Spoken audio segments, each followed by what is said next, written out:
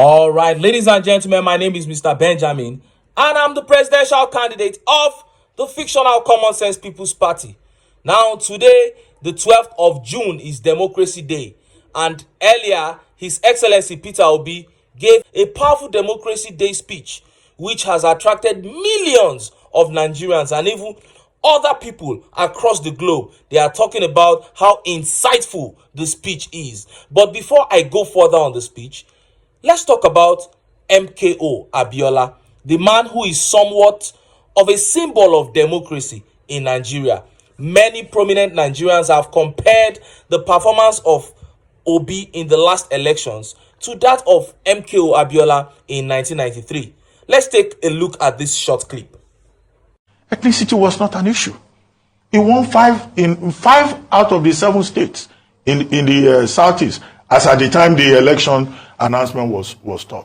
He won in the north. He won in the middle belt.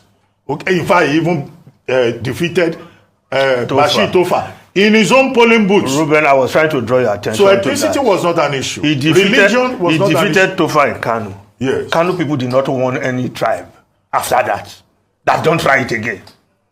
But what we see today, they did not want anybody. He defeated their. They didn't want anybody. There was no warning. When we're saying it now, some people say it's M.K.O. defeated Tofa in Kano. Kano indigenous did not want anybody. Don't try it again. You heard them. Now, that clip was talking about how M.K.O. Abiola, a man from Ogun State, Southwest, defeated Tofa, a man from Kano State, in Kano. M.K.O. Abiola defeated Tofa in Kano State, and there was no problem. Nobody complained. Now, this is tantamount to how Peter Obi defeated Tinubu in Lagos State, and it became a problem. MC Oluomo and his thugs started going about, scattering everywhere. And luckily for him, the gubernatorial election was just around the corner. So he took that as an opportunity to spit on democracy, to deny people of their civic rights. Until today, the thing still they pain me that guy is walking about free. That's why I'm bringing it up today, June 12th, will be Democracy Day. That a man came out and threatened people not to come out and exercise their rights, not to come out and vote. And on election day, he came out and his thugs carried out those threats to the letter. And as we speak, the man is walking about free. Nobody has done anything. Nigeria. Hey, all these things, they must be corrected. We no go leave them, make them go like that. We go fight them to the end. Anyway, let me get to the noble speech, insightful, powerful speech of His Excellency Peter Obi that the whole world is now talking about. Listen to the speech. It reads, June 12th is marked in our dear country as Democracy Day. It is a historic day that deserves to be celebrated. On that day in 1993, we, the people of Nigeria, stated our unreserved preference for true democracy. Though under military rule, we freely chose a transparent voting method. Our votes reflected our true choice as a people. Our choice on that day defied divisions of ethnicity, religion, and region.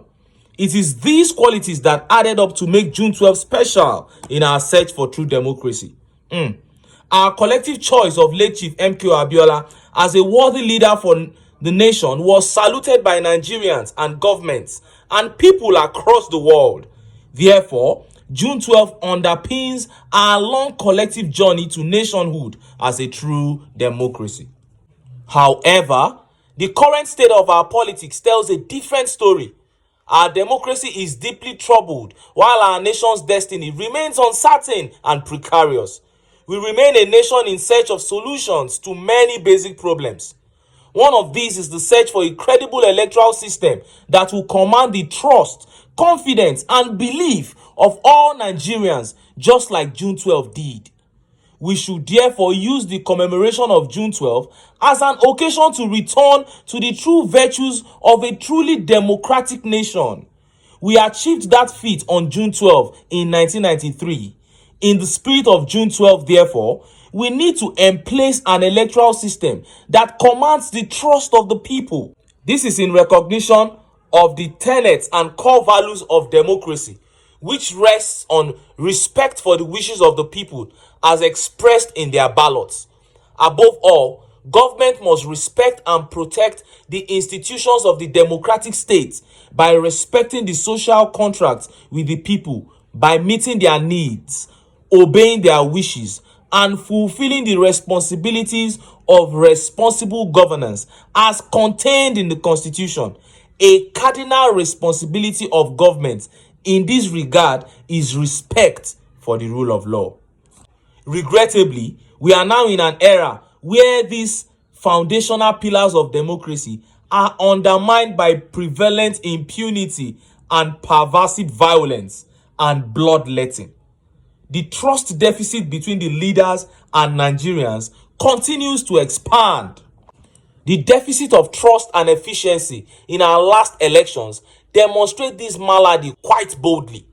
The challenge of June 12 and a dedicated Democracy Day is to inspire us to correct the errors of our recent elections.